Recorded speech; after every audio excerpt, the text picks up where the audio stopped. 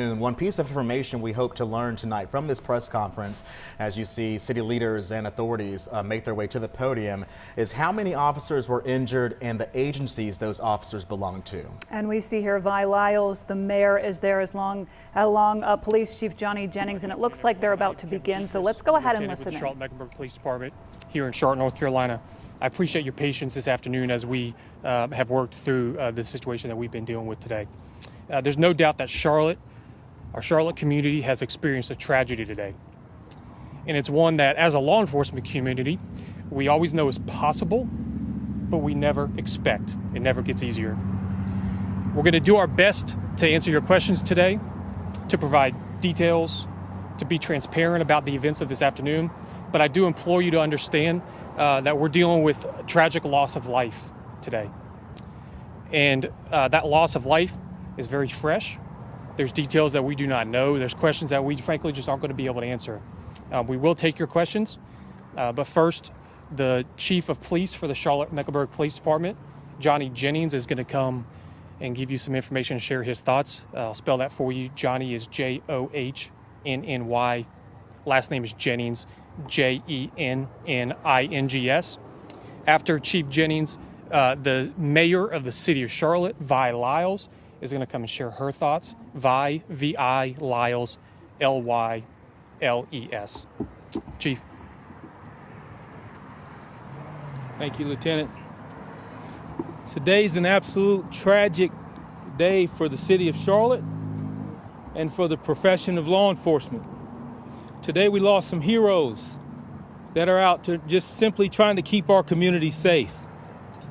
I'm going to try to go through a series of events of how this all occurred and played out, and then tell you a little bit more about the injuries and the things that we had to endure today as a profession and as a city. So about 1:30 p.m. this afternoon, the U.S. Marshals Fugitive Task Force went to the 5000 block of Galloway Avenue in an attempt to serve a warrant on an individual for possession of firearm by a convicted felon. When they approached that individual, they were met with gunfire. Officers returned gunfire and struck the victim, who was later pronounced deceased in the front yard of the residence. As officers approached that individual, they then received additional gunfire from inside of the residence.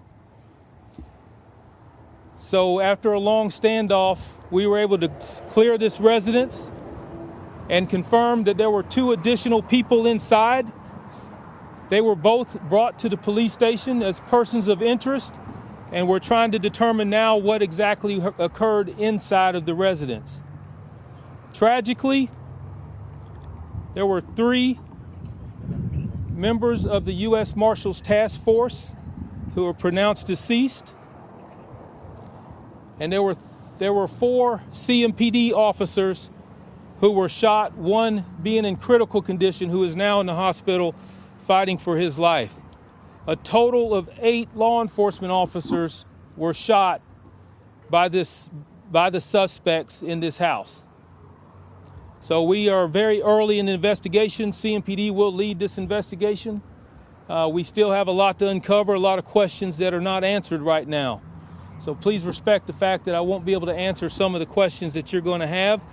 But at the same time, we are going to diligently work on this to ensure that we bring a respect to these officers and these law enforcement officials that lost their lives today.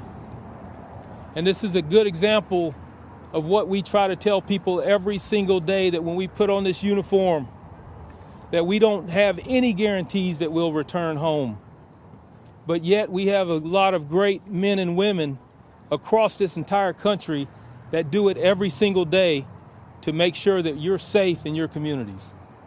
So with that, I'm going to turn it over to Mayor Vi Lyles, so she'll want to say a few words. I'm just going to put this mic down. You never know what your day is going to be like. You can't plan things like this to be in this space at this time. We've lost 3 people. They lost their lives after they gave us the opportunity to be in a safe place, and they lost their lives. These are people that care deeply about what they've done for a profession, and now today we have to say to them how much we are grateful for what they have done. We won't know very much about what happened until their investigation is done, but I know this about our community. Our community stands up for people. They stand up for all of the people that work for us, that make it possible, all of our officers. If you had a little bit of problem driving around today, I don't think anybody was too worried about that, because we know that there is a reason for this, and there's a reason that everything happens, and sometimes we don't understand it. But at this point, I know that this community will seek understanding. I know that our police department will seek understanding. I want to say this. We're very, very much grateful. Today I heard from the White House about the loss of our officers and the situation that we were having to adjust to. I've heard from Congresswoman Adams as well as Congressman Jeff Jackson. On the way over here, the Speaker of the House, Tim Moore, and the President of our State Senate, Phil Berger, they all talked about what can they do to help us. Now, we may not know what help we need right now today, but we do know that when people reach out to say this is something that is important that has happened, and they want to be a part of whatever we do, because there will be a time that we will commemorate these people that lost their lives. You think about it. Your father, your husband, your friend, your neighbor, all of them were one person like that. And today they're not going home. You know, 3 people lost their lives today. And the most that I can ask of our community is that we honor and respect them for all the work that they've done, all the work that we will do to make it possible for our city to be safer. Every one of us wants to be in a situation where you get up this morning and get to come back home. And someone didn't today. Keep your prayers, keep your faith. Make sure that these officers who have families have people to reach out and hold them up, because they will need this. And we are a city that will make it possible for them to be this way, to be able to live and know that we honor and respect the loss that they have. Thank you very much for this time. Thank you, Mayor.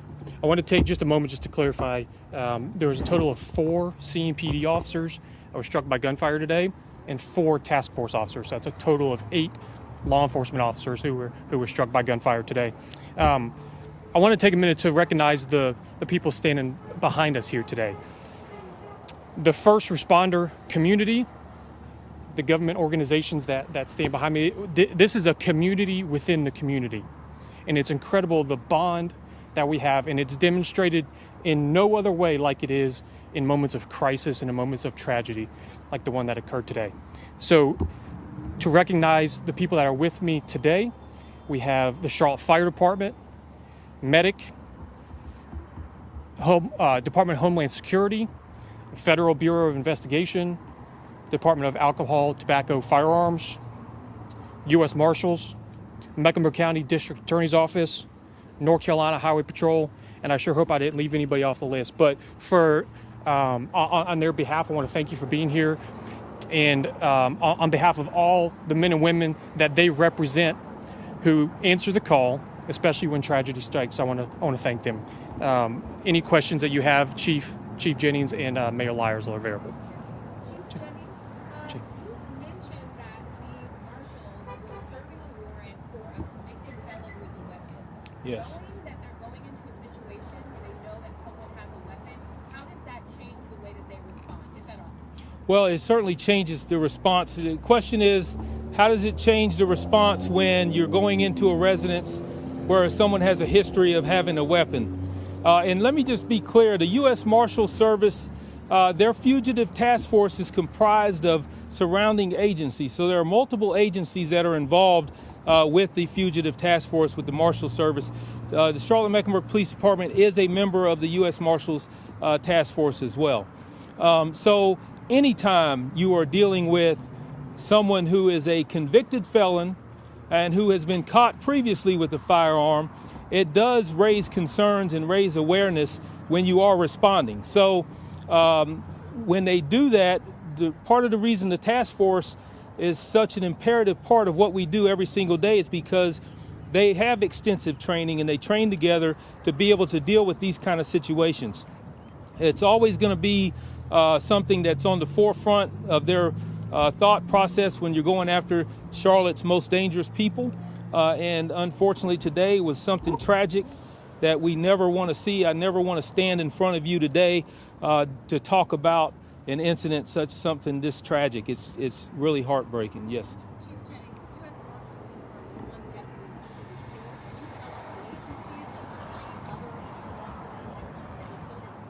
You know, I'm not ready to tell you all of the agencies. What I can confirm is that 4 CMPD officers were shot. 1 CMPD officer is in very critical condition at this point. We do have to make sure that family members and all of them are notified, so I'm not going to release which agencies they were with the task force.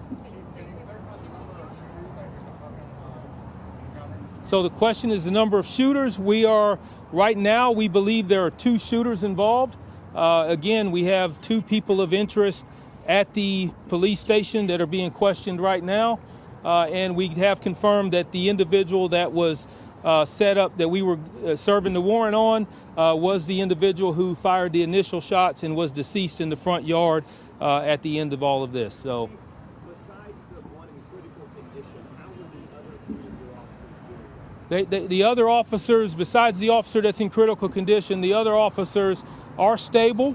The degree of injuries are varying, anywhere from a graze wound to a wound that requires a little bit more attention, but they are stable and expected to be okay. And can you say if any of your officers who are shot in this, were they responding patrol officers? Were they SWAT officers? Yes, I can confirm that we do have a sergeant who is assigned to the task force who was on the scene. That officer immediately called for help. The 3 officers or the 4 officers that were shot are officers who were responding to the scene. Chief Jennings, I'll get to you. Yes, sir. Yes. scene, can you just tell us what firearms these suspects had and when you were able to get into that house? Were there any other firearms on the house? That's still early to tell. Right now, we're still doing the investigation in the house. I can tell you it was a high-powered rifle that was involved on the suspect end. Yes, sir. First of all, my thoughts and prayers are with you and Thank you. U.S. Marshals. What can you say about the bravery of the officers who responded to the scene knowing that their brothers and sisters in blue were actively being shot? Thank you for that question. So the bravery of our officers that responded to the scene, knowing that they're going into gunfire, is what I've been saying for many years, is in the face of danger, our people step up, and this profession steps up, and that's what we should be defined as doing, because they knew what they were going into and still held their own in attempt to apprehend this suspect. They knew that they had officers that needed help, that needed to be extracted from that location, yet they went in, some getting shot themselves as a result. So the bravery, the heroism, everything that goes down with that defines what our profession is, our people demonstrated that today, and I couldn't be more proud of the response. I couldn't be more proud of the partnerships that we have at every single level of law enforcement, every single level of public safety. I can't say enough about the phone calls, the text messages, the support, and as you heard Lieutenant Petrus say, or the mayor say, that a lot of it is, what do you need? How can we help? And it just, in times like this, That's exactly what we need in these situations. Chief, in terms of other surrounding areas, law enforcement agencies, can you talk about how many maybe from other counties helped out or federal law enforcement agencies helped out? Yeah, so the question is how many other agencies are with the Fugitive Task Force or just responded? So the Fugitive Task Force, I don't have the exact numbers. With Charlotte has one member on the Fugitive Task Force as a sergeant, but mainly the surrounding agencies within our surrounding cities and towns are members of that, and we can get you those numbers exactly who is involved. That actually helped out responding to this, whether it was Yeah. County providing repair camp or whatever. Yeah, so the officers who responded to help out, all the federal agencies were on the scene with me, and state agencies, the Mecklenburg County Sheriff's Office was there as well. We had agencies from Pineville to different towns within our county. They sent officers in to answer our calls for service because we obviously, you can imagine the manpower needs that it was to secure that scene and to do the transports. So they were very helpful to ensure that we did not let our citizens down in responding to those calls for service, and they were very helpful in that. So. Chief, were there children in the house at the time of this, while the warrant was being served? No children in the house. There was one juvenile that we did get out of the house, though. Yes. You said the suspect used a high-powered rifle. Can you provide any information on what type of ammunition was used by the suspect or suspects? Not right now. The type of ammunition, that's still part of the investigation. All of that will have to be looked at as far as when we get into the house. Also recover any projectiles that might have been taken out as treatment to the officers. So there's a lot that we still have to uncover. We're not there yet. Chief, can you speak to the choice of the time to execute this warrant, given that there were schools in session? Was that taken into consideration as to whether this was an appropriate time? So the question is whether this was an appropriate time to serve a warrant. I will tell you. Hold on.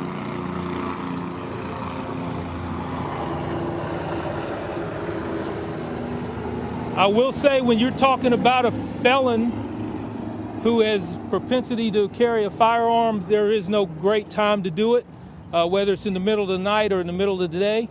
The interest in the Fugitive Task Force was to ensure that this person was brought to justice and taken off the streets.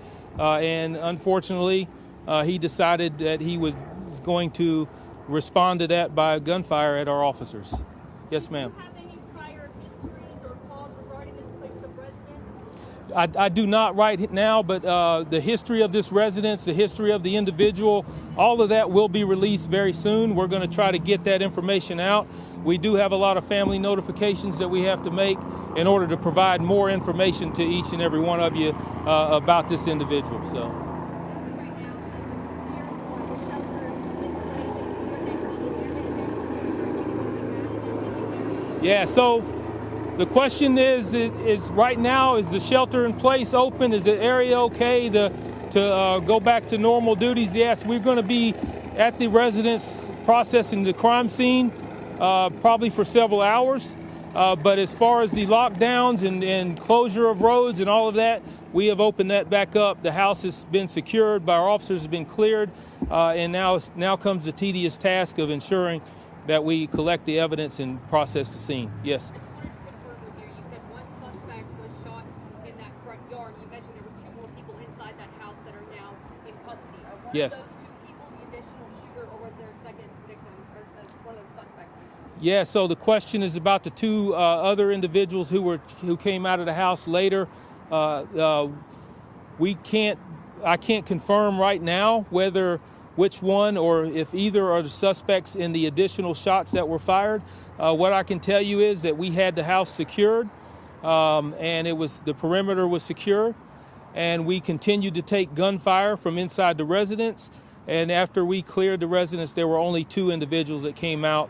One 17-year-old juvenile, and then another female who was taken out as well. So Just to confirm, there is only one suspect that is deceased. one suspect is deceased, yes. Chief, do you know, and I hate to ask this, do you know if this is the deadliest law enforcement day in Mecklenburg County or Charlotte history?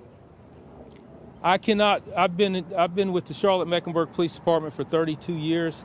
I can't remember an incident where 3 law enforcement officers were, and also 3 that were killed in the same incident, as well as 1 in critical condition and additional that were shot and injured. So to me, it's the most tragic one that I've been involved in. I don't know historically.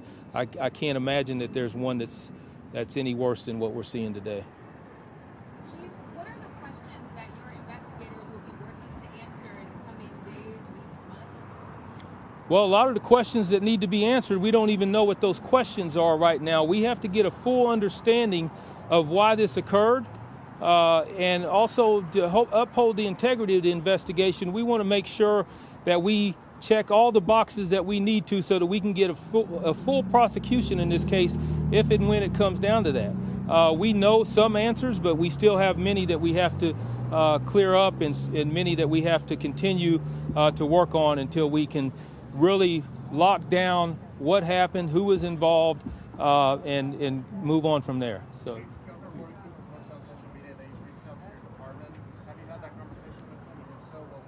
I did. I spoke with the governor earlier today. He basically asked me, what do I need? He's here to support. Certainly appreciative of the phone call with him. Unfortunately, I know he would be here if he could right now. He's on his way to come and speak with us, but I did speak with him this afternoon. Chief, while our prayers are for the families and the community, I am a East Charlotte resident since 1975. I appreciate what the police officers do in our community. Speaking on behalf of the East Charlotte community, I'm prayerful that there will be an increase of the police presence in our area, in East Charlotte. Yeah, thank you for that. At this point, I'm concerned mainly with taking care of the officers, taking care of their families, and all of that comes into play later on how do we respond to this community. But want to make sure the community knows that we're going to continue to keep them safe. We got a lot of brave men and women out there that are going to continue working in that neighborhood, and they're going to continue to work in the best interest of our community and our citizens.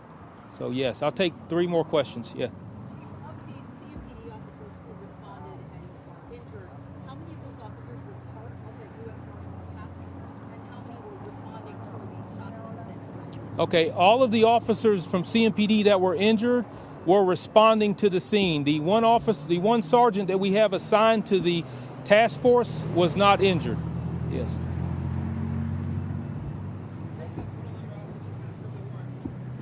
I don't know how many total officers were there serving the warrant, so I don't have that. That's from the U.S. Marshals Task Force, that they had a contingency of their task force out there doing this warrant service. Yes. Speaking. My condolences for you and the police force. I definitely feel like this is a bad, tragic situation that should never take place. In regards to law enforcement and just citizens throughout the state, what can you say could be a beneficial step that could be taken between relations between police enforcement and whether it could be just citizens, felons, or whatever the case may be? What could be done to bridge the gap so a level of this situation will never take place? Well, I'll be honest with you, whatever gap there is, this level should never get to this place, right? I mean, you can have all the hate in your heart that you possibly can have. That should never result in taking a life, and much less taking multiple lives. So the Charlotte-Mecklenburg Police Department and every agency you see behind me has a priority to continue to make sure that we have the best community relationships that we possibly can. But a lot of that also means that we have to be met halfway on certain things. So we're going to continue to do that. And like I said, we're going to continue to keep your community safe. So thank you. That's all I'll answer for now. So thank you. All right, thank you all for being here. We do need your support, and we do need your prayers, both for our officers and the other officers involved, and for their families, and for those impacted in our community in other different ways. So stay tuned to CMPD Public Affairs, our social media channels and press releases that we're going to be putting out. We'll keep you up to date on all the information that we have as we get it. Thank you. We are Covering a dark day out of Charlotte. 8 members of law enforcement shot. 3 of them, all with U.S. Marshals Service, have been killed. And there's also an officer in critical condition in the hospital right now. Yeah, 4 CMPD officers were shot. One of those is the one in critical condition. And this all happened as they were serving a warrant on an individual for possession of a firearm by a convicted felon. Of course, this is a developing story. And we are hearing from a lot of our elected officials. For example, Governor Cooper posting on social media, quote, "I am in contact with law enforcement concerning this tragic shooting in the Charlotte area, and we have offered state resources to help." U.S. Senator Tom Tillis posted an attack in Charlotte on our brave law enforcement officers who swore an oath to protect and serve us all. Susan and I are praying for everyone's safety. We will, of course, continue to provide live updates on this shooting throughout the evening. You can also find the latest developments on our website, WXII12.com.